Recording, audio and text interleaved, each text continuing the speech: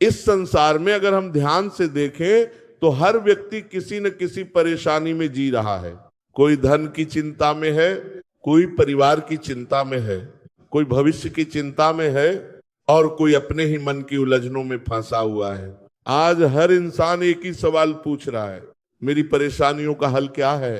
सोचने वाली बात यह कि जब से संसार बना है तब से परेशानियां भी हैं, लेकिन कुछ लोग परेशानियों के बीच भी शांत रहते हैं और कुछ लोग छोटी सी बात से भी टूट जाते हैं। ऐसा क्यों होता है? क्योंकि परेशानी बाहर नहीं होती, परेशानी का असली स्थान मन के अंदर होता है।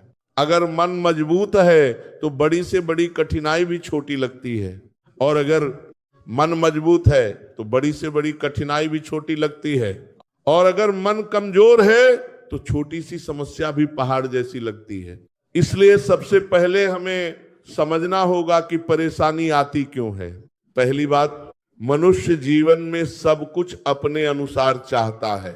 वो चाहता है कि परिस्थितियां उसके अनुसार हों, लोग उसके अनुसार सोचें और परिणाम उसके अनुसार आए।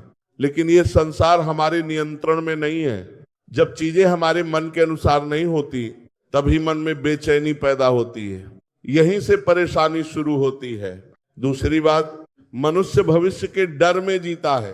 वो बार बार सोचता है, अगर ऐसा हो गया तो क्या होगा, अगर वैसा हो गया तो क्या होगा, अगर वैसा हो गया तो क्या होगा। लेकिन सच्चाई यह है कि भविष्य किसी के हाथ में नहीं है। जो होना है वो समय आने पर होगा, लेकिन हम उस समय के आने से पहले ही डर में जीने लगते हैं और यही डर हमारी शांति छीन लेता है। तीसरी बात, मनुष्य तुलना करता है। वह दूसरों के जीवन को देखता है और सोचता है, उसके पास ज्यादा है, मेरे पास कम है। ये तुलना धीरे धीरे मन में असंतोष पैदा करती है, और जब असंतोष बढ़ता है तो जीवन में दुख भी बढ़ता जाता है।